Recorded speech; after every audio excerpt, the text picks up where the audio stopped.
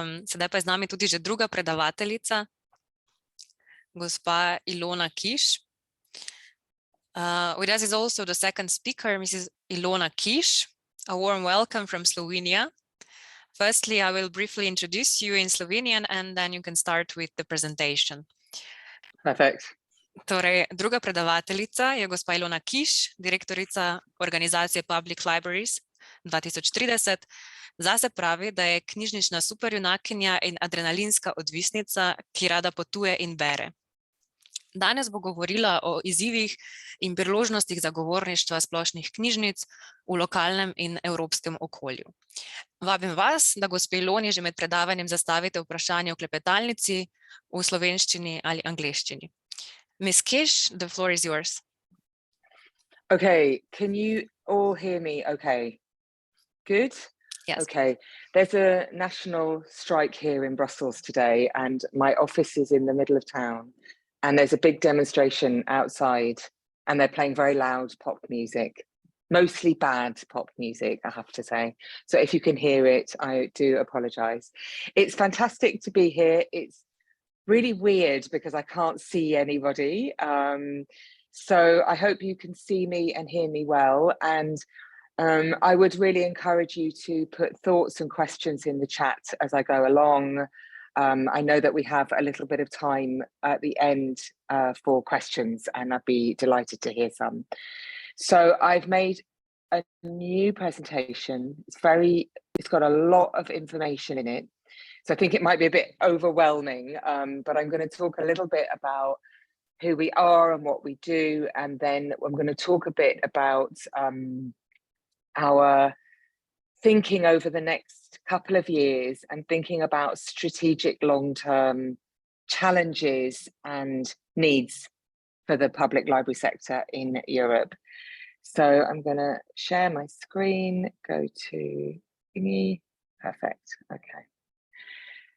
So I'm going to tell you a little bit about Public Libraries 2030 first. I'm sure that some of you know us quite well. I suspect there's a few friends and colleagues in the audience. And I can't see the chat at the moment, but I'm sure the moderators can. Please say hello.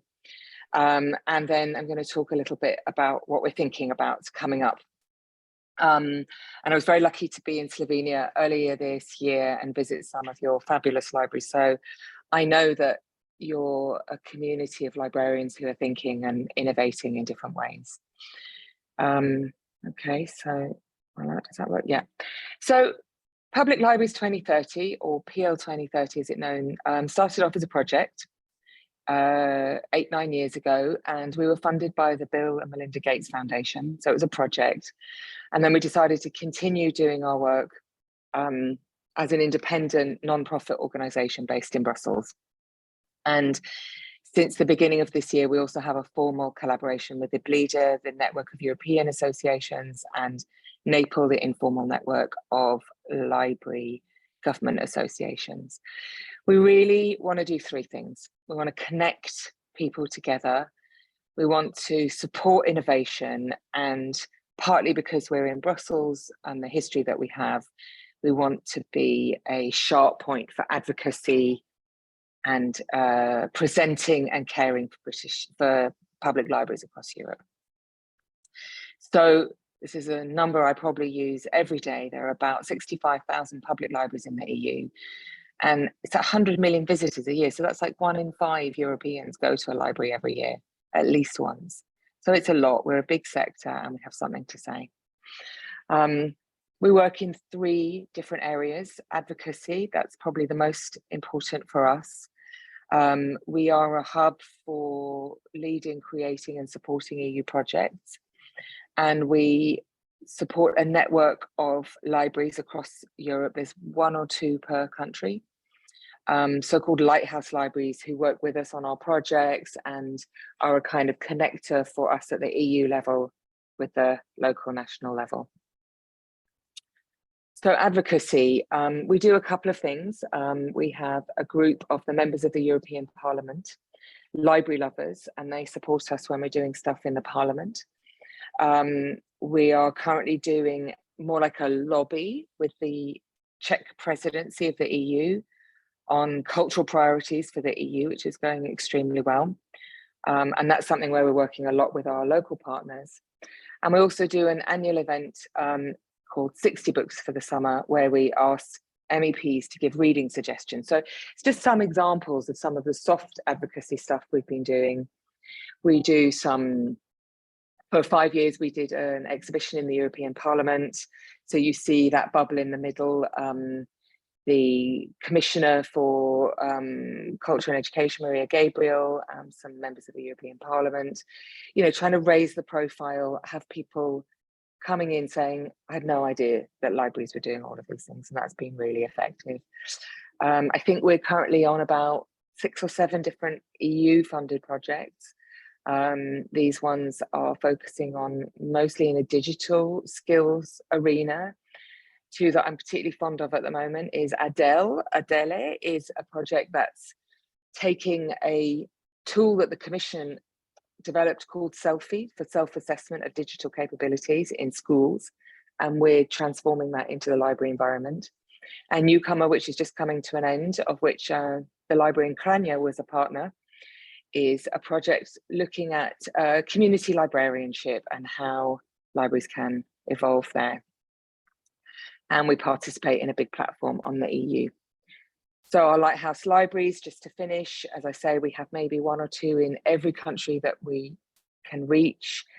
And it's not a growing network. We want to keep it small. We want to keep it intimate.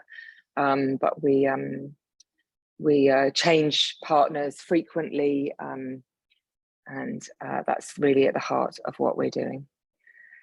So what are we working on?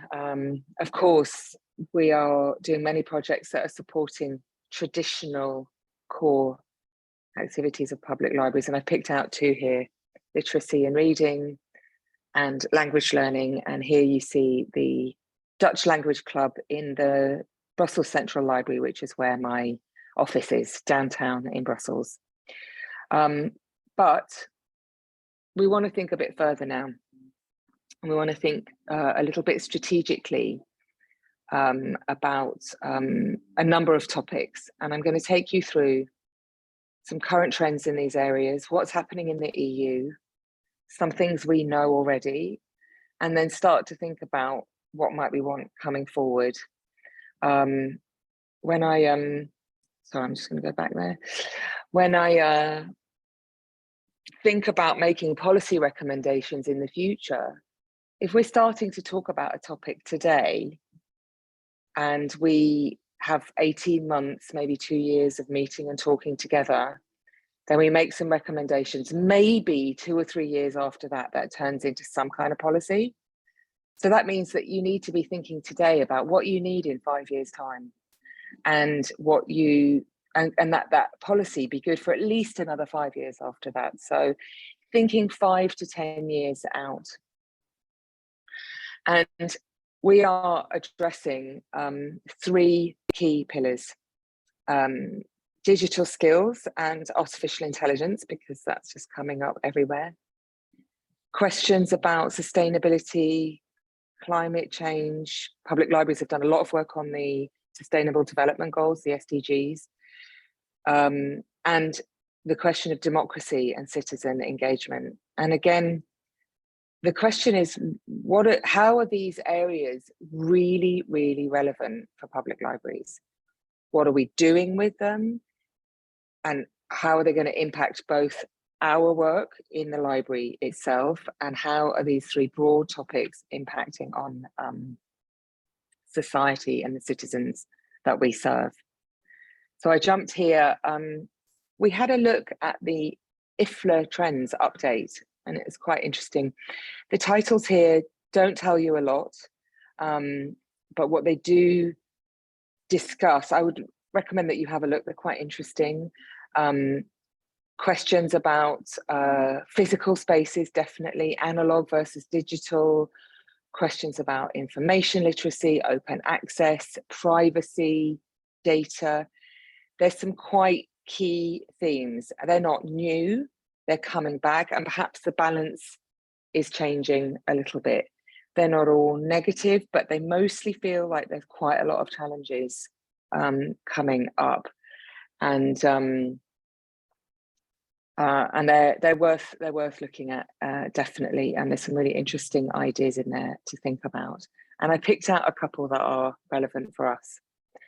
So thinking about digital skills and AI, when I was researching for this, I typed in Google, what are digital trends in the future? And it was overwhelming.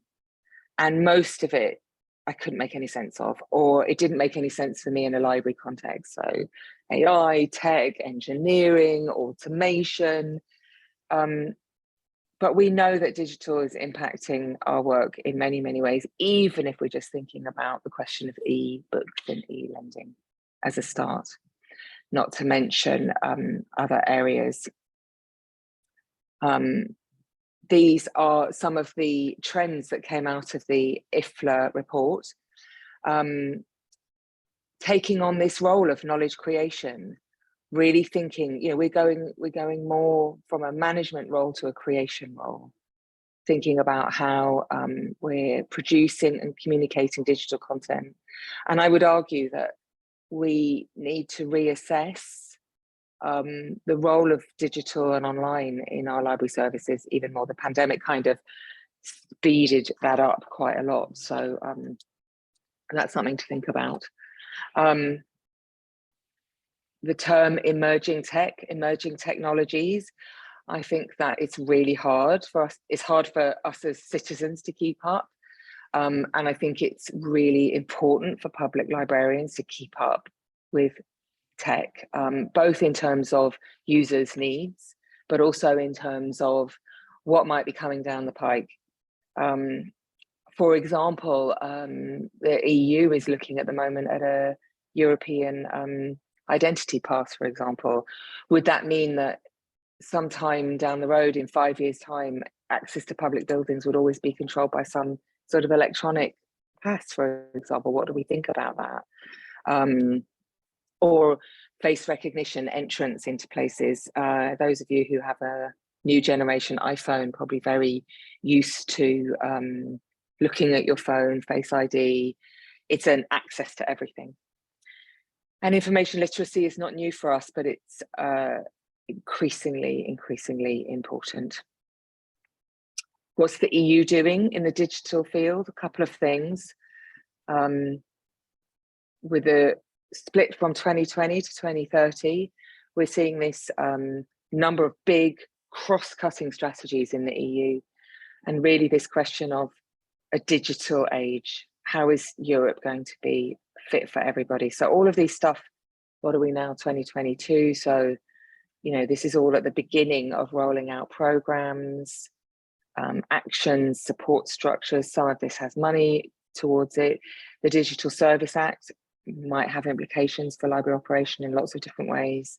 And I think that there's going to be impact coming down the line for us. So the question we're asking ourselves is, in 2 years' time, what policies do we want to ask the EU to think about that are going to change and support the public library sector? And we're about to start a programme of discussion and reflection on that. I wanted to share with you here, we were in Cologne Public Library in Germany last month, and they shared their list of things that they're thinking about in the digital field. And I just thought it was so great. And I thought, is it a question, does every library have such a list of things that they see that are coming forward that they need to adapt their skills to or be aware of that it's coming? So I love the analog counter movement. That comes back a lot. Are we more interested in physical spaces? Is that the unique offer of public libraries even more than before? Finding that balance between the physical and the digital is coming back again and again and again. Of course, we know that public libraries are investing in makerspaces across Europe. Is a particularly interesting one. Asia, sewing machines are common, all types of activities. And I love this mobile Fab Lab in Northern Holland, which also makes me think of the role of the library going out into the community rather than just staying in the building. So thinking about green and climate change, we have a European action called the Green Deal, and I think that nobody underestimates the fact that climate change is impacting us all the time. Something we've been thinking about a little bit here as well is, are we going to relate this topic to questions of crisis readiness? We've just come out of a pandemic crisis, and although it's not entirely related to climate change, we're about to go into a winter where there's an energy crisis, where energy prices are high, and a direct impact on public libraries that we can imagine. We know this is coming in many countries, is our libraries are going to be full of people keeping warm, who can't afford to heat their houses, who would choose to spend the day somewhere else. So what plans do we have for that? What readiness do we have to manage that at the local level? And how are we using that as a strategic opportunity to talk about the value that public libraries bring? The EU is looking at every single area of climate change. And there's something like a third of the EU budget going to these actions in one way or another. So huge amounts of money, in all different kinds of ways, pushing towards an environmentally sustainable Europe. So again, the question is, how are we part of that conversation? How are we leveraging the value that we bring and benefiting from this push, both financially and in terms of broadening the way that we're working? So here we have questions about architectural guidelines. I think I haven't seen a new library being built in the last 5 years that didn't explicitly take it into account carbon neutral and environmentally friendly greening.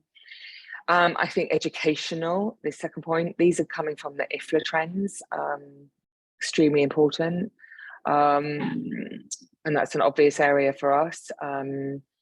But I think that we're going to have to understand better climate change, climate policy, and understand better how our communities might be affected in 5 to 10 years' time. And if you live in a country that's prone to flooding or prone to water shortage, these things will become very clear to us very quickly. We did a fabulous project last year with the EU on biodiversity and involved some public libraries in that. And this is part of a participatory exercise that the Lisbon Public Library did. They managed to lobby the local council to build a new library in a park that would be dedicated to climate and sustainability issues. So that's being built right now. Really curious to find a way to see how that's going to grow. Part of this project was also in Portugal, a very small town in the north, 3 libraries in the town who are working on an environmental and sustainable program out in nature, both with collections and an educational program. And then I'm sure many of you have seen and have seed libraries, which I think is a great way to raise awareness. And these are just some of the things that we're seeing coming out and interested in. And finally, the one that's really close to my heart is the question of democracy and citizen engagement. There's a European Democracy Action Plan in place. Again, really broad stream across the whole of the EU, and particularly a new initiative called the Competence Centre on Participatory and Deliberative Democracy, which is a little bit less well known, but fascinating as an exercise. They are promoting and requiring that all EU policies and programs have a strong participatory element driven by citizens. And we've been working with them to see how public libraries can be part of that process. Seems to us doing it without public libraries is just crazy. There's something called Deliberative Wave, which is being run by the OECD. Again, there's a lot of thinking and talking right now about the breakdown of a democratic deficit in our societies, the gap between citizens and government making, and what tools and strategies could be used to close that gap and bring things together in a different way. And again, I just feel that if public libraries aren't part of that, we're really, really missing something. So here were the IFLA trends here. It's interesting, this leveraging this sociological role, you know, thinking about the role of librarians, you know, and the libraries as a kind of mediator, you know, the public space, helping to connect citizens and community, helping to connect citizens and government, thinking about ways in which public libraries can be spaces to experiment. If you think about those 65,000 buildings, public buildings that are trusted and open, inclusive and value driven, they really can be beacons, lighthouses, a space of knowledge and participation. And I think we all know libraries that do function like that. And I think we all know libraries that need help to function like that. And that's part of the support and work we want to get from the EU going forward, is recognising that public libraries play this role. Finland, well known for its innovative and progressive library policies. They actually have in their EU library policy a reference to libraries as spaces for democratic participation, and they have been funding for the last 2 years a national programme experimenting on libraries as forums of democracy. There's lots of tools, there's lots of experiences. It's a really, really amazing and innovative project, and it'd be amazing to see that in other EU countries. The Europe Challenge, many of you were involved in that. This is funded by the European Cultural Foundation, and we are actively involved in helping them shape the next programme. You know, again, thinking about how to equip libraries with the skills to work in this civic participatory way. And some of you may have heard of this process. It's called Citizen Labs. It was built by Media Lab Prado in Madrid. It's a really, really innovative and progressive way of public libraries engaging with citizen-driven projects. And that's something I'd say I've learned from all of these examples, is that they take time. They're sometimes slow, they're sometimes messy. It's not a question of asking a question and then getting an answer. It's asking the question, getting an answer, reformulating the question, trying again, getting a different answer, bringing people together. And each time always thinking about who are we including and who are we missing. I think libraries have a lot of power there. So I was thinking about this, and I was thinking, this is a lot. This is a lot to think about. We've talked about digital and AI. We've talked about climate change. We've talked about citizen engagement and participation. These are all three huge, huge topic areas. And what the EU is doing, maybe there's stuff happening at national and local level as well.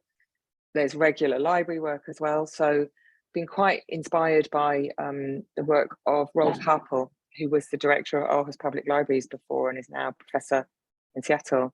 He did some research with his students recently and came up with 12 staff competencies that would be needed in the 21st century. And they're all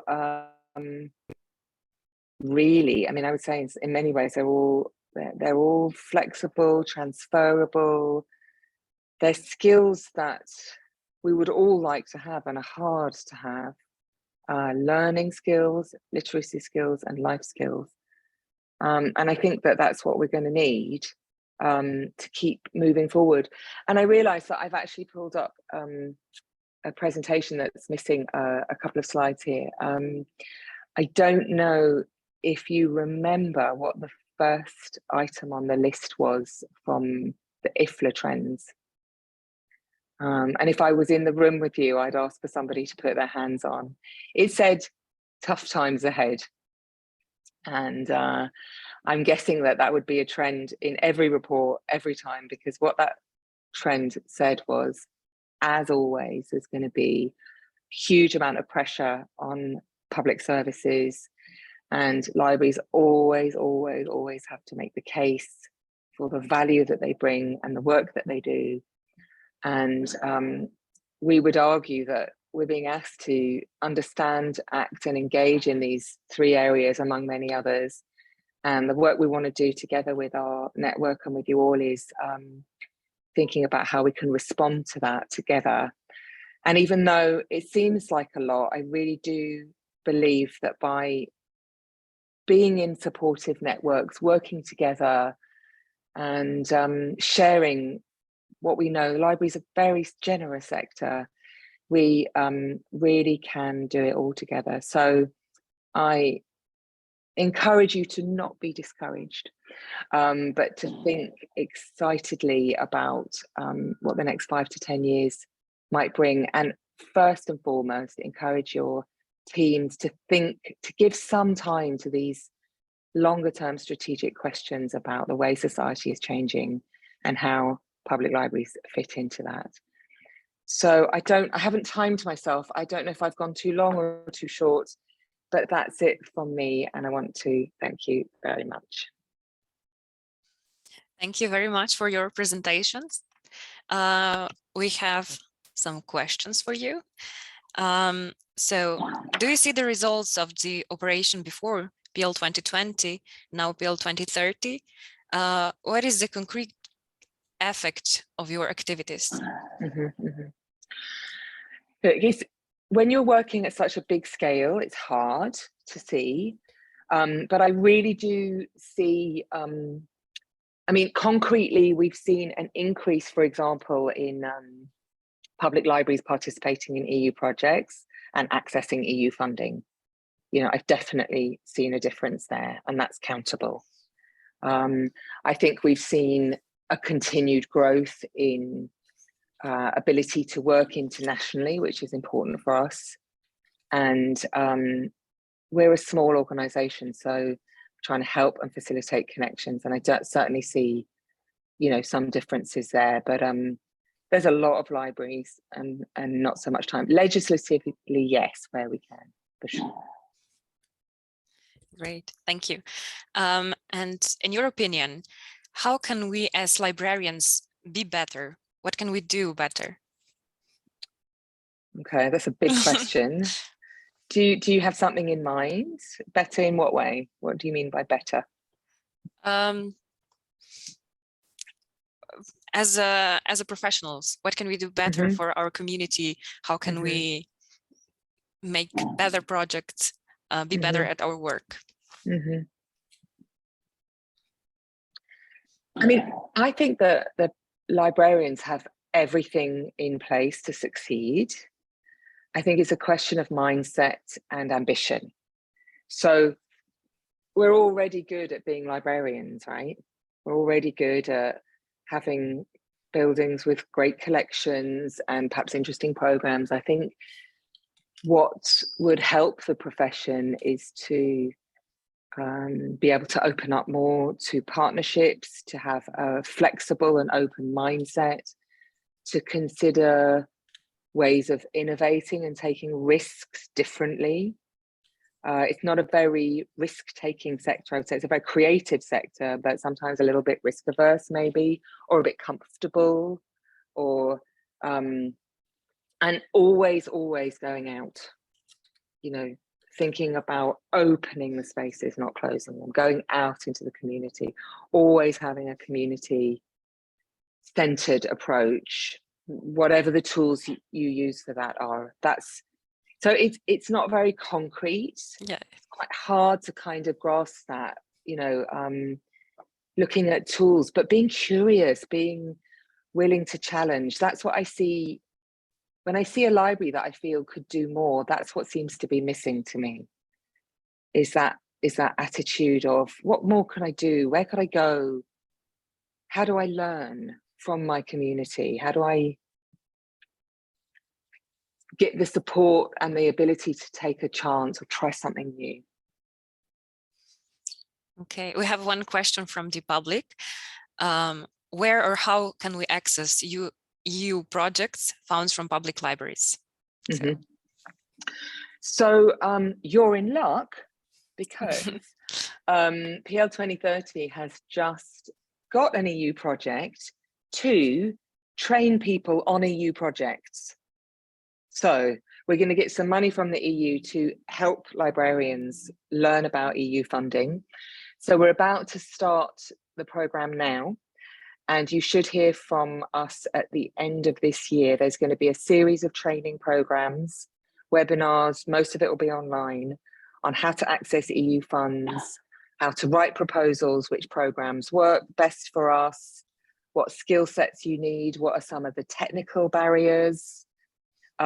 We have a newsletter, please do sign up to it so you'll get some news from that. It's freely available on the website. I think something you could start to have a look at internally is, what are the internal administrative barriers for you? So for example, we're just doing a project now, and two of the partners, they need the full sign-off of the City Council and details of a budget for what's going to be actually a very small amount for each partner. And it's a real barrier for them to progress easily. So that's already something you can start to have a look at. What's the legal situation of my, if you've never been in an EU project before, does anybody in your city council know about this? What authority do you need to be able to become a partner in an EU project? Can the library do that? Does it have to be the city council? Who needs to sign in the city council?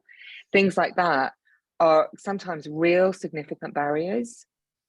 And then the second question is do you have staff time for the management of the projects?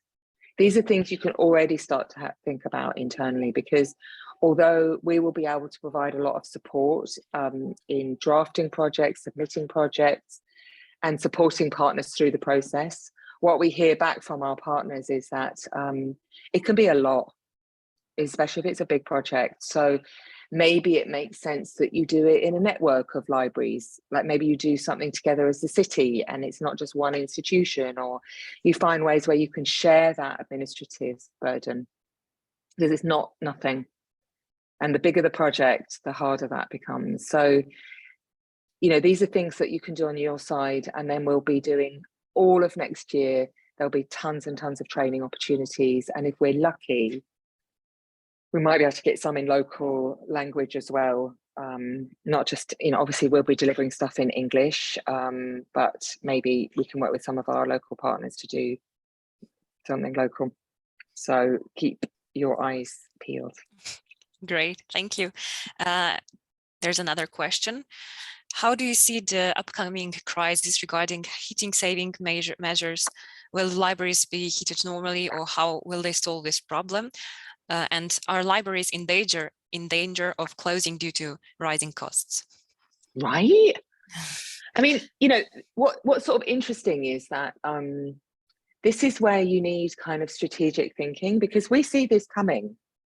Like since the invasion of Ukraine and the pressure, you didn't have to look far to know this was coming. So obviously there's going to be, governments also have to pay electricity bills, and city councils have to pay electricity bills. So the first step is to be talking to your local authorities now.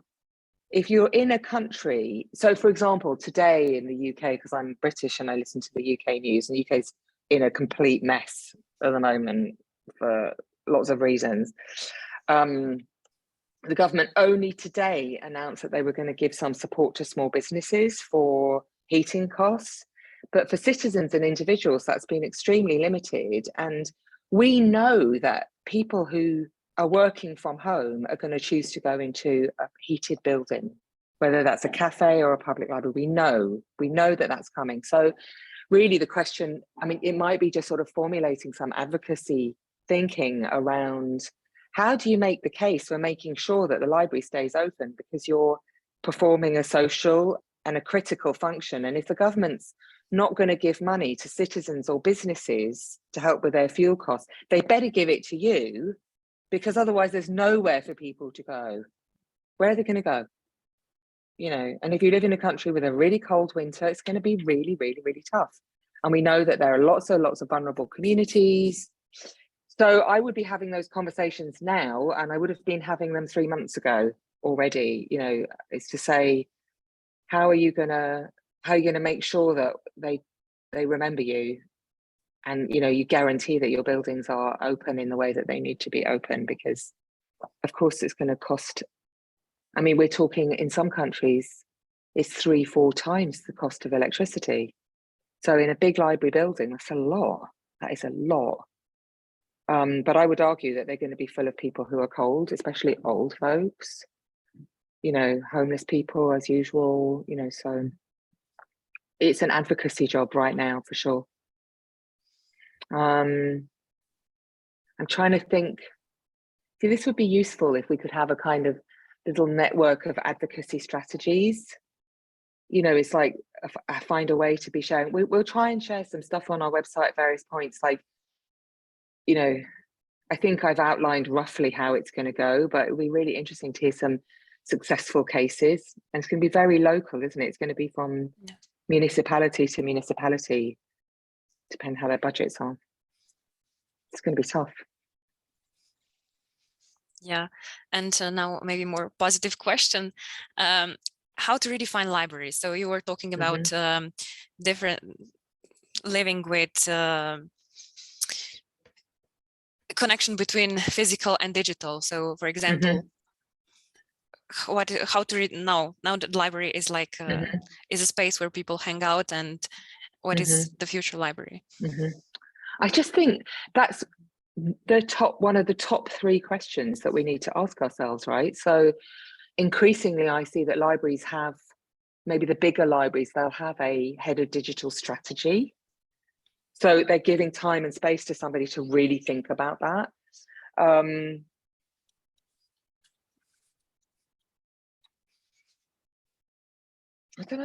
I don't know right now. I think the question, the question is pertinent. So there's a question of, I mean, maybe you want to break it down. So the question is, how much of the library is online? That's a question. And I know that, for example, I talk quite a lot to the New York Public Library, has an amazing head of digital strategy. And he jokes and he says, my title's digital officer is a bit like a fireman.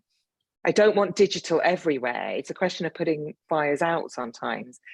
And what's very sure is that it's not about replicating the physical library online. It's something different. So we know that we need, it's in one of the trends as well, you know, you've got an increasingly fragmented mobile global population. So the sort of anchoring of this local library becomes slightly less. So there's always a question about how are you connecting with your community online? What does the library space look online? And in a very short-term, pragmatic way, I would say that something very concrete public libraries need to do is to fight for better online spaces. Anecdotally, more than 50% of public libraries' websites are hosted by the municipality, and they're not great because they're clunky, the IT administrators, you know, and we have a generation of users who expect something better online than that and are used to something better online than a municipal government service. You know, things like it should be a given that you can look up your digital catalogue online on your phone, reserve the book on your phone, and maybe ideally pick it up in your local library. Like stuff like that should just happen automatically if we're going to, you know, so there's that. And then the other question is about the role of tech within the library, you know, how much digital are we having in the libraries? You know, VR, privacy questions, questions about accessibility, questions about, you know, giving people access to new technology, giving people understanding of new technology. You know, so I think they're the sort of two axes that libraries need to think about it. And that's why we're doing this project now, is we're going to bring together a group of thinkers to kind of come up with some kind of main lines of approach, and to sort of say, okay, this is what we think we're going to have to be dealing with in the next 3 to 5 years. And then we have to say a couple of things. That means that we need the following skills. We probably need the following policy environments and funding to support that. And we need a shared language to talk about what libraries are doing here. But to not think about it isn't an option. And I would be doing that at every level, library level, municipal level, you know, because this is the world we live in and libraries need to be relevant. I mean, I'm old now, so I think that the physical thing's like super important. And it's something that we have, you know, we have these 65,000 buildings, they're physical spaces. So that's a massive asset. What are we going to do? Shut them all down? And, you know, of course not. But so how do you make them relevant for a new generation who expects a different kind of digital performance from us as well? No easy answer, but the answer now is get thinking and put time and resources into thinking about it. Because otherwise you're going to turn around in 5 years' time and go, oh my God, there's all this stuff and I don't know what to do, and there's no money and I don't understand it. That's not where you want to be. Yeah, I strongly agree with you, but I think it's a big problem that maybe sometimes librarians, we are not loud enough to speak out. We are talking in our small circles, but the public do not know about our problems right. that involves them. Right, and our solutions. You know, what we can offer in reality right now and potentially is massive. You know, there's so much capacity and so much value to be nurtured and grown in this space. You know, you've got a community of educated, thoughtful, value-driven, publicly oriented people. It's amazing. It's an amazing resource, but it needs to be relevant and it needs to be up to date, and we need to think a little bit strategically. Tech's hard because things move so quickly. It's hard for everybody, you know, so it's hard. Every institution struggles with, you know, which bits of the whole world they should be dealing with, you know. But again, making an argument to put time and resources into thinking about that. You know, do you have your digital strategies in place? You know, do you have your list like Cologne has? Have you done some process that says this is what our community expects from us, or this is what will keep us relevant? If we're complaining that we have not enough young people in the library, do we know? I was in a meeting the other day where we said, oh gosh, we all be on TikTok, and everyone went, oh my God, no. I don't know, you know, but, you know. Yeah, and I think the last question is about librarianship advocacy. Where does it start? Is it at the university, so the students become more encouraged to speak out about how important librarianship is, or is it start in primary school? I don't know about primary school. I mean, I don't know. So the children know what they can find in the library, so they know that library is important in this context. Oh, I see what you mean. Yeah, I see what you mean. I mean, you know, from a profession point of view, it's a real shame that, you know, so let's say, you know, that Slovenia and other countries in the East have still a much more traditional library education program. And many more people who work in libraries in Slovenia are actually librarians. And you'll see much more in the West. You know, there are, in my library, maybe 50% of the staff are trained librarians. The rest are all different kinds of skill sets, right? Event planning, social media, tech, etc., etc. So a few years ago, I did some training courses for a librarian course, and they had never done or even talked about advocacy and marketing at librarian school ever. So, the idea that you're not even thinking as an employee of a publicly funded institution that's always under threat, always, of thinking of even just what is the concept of advocacy. And for me, there's sort of two things, is that there's advocacy in the community, and that could be primary school and secondary school. And in that sense, every member of the library staff needs to know what they say about the library, and that can be taught and that can be trained. How do we talk about our library to different groups? And they are all ambassadors for the library, and they're ambassadors out in the community. And every time somebody walks through the door, the experience they have is about advocating for the library. And then you have the political advocacy, and then you need a different skill set for that, and not everybody can do that. You can be trained to it and you can get better at it, but it's like, what are your relationships with your key decision makers in your community? What are your relationships with the influencers in your community? Are you inviting them into the library? Are you building up communities and circles of influence within your community when times are not hard? So when you have a difficult ask, you can turn to them, and they know you and they trust you and they understand what your mission is, and they will support you. And then politics is politics. Sometimes you win, sometimes you lose. There's massive pressures on budget. There are political considerations. There are personal considerations.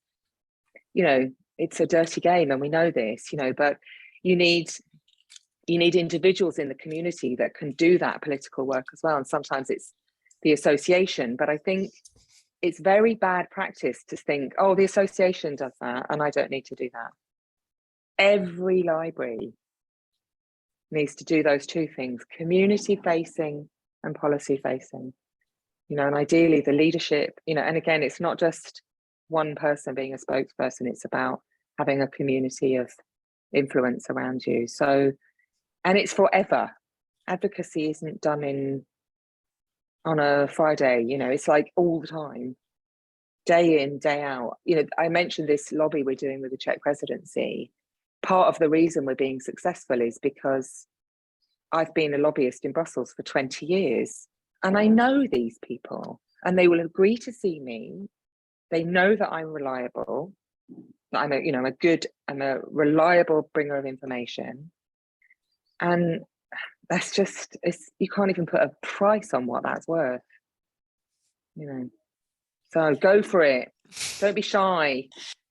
Great. Thank you for an inspiring conclusion.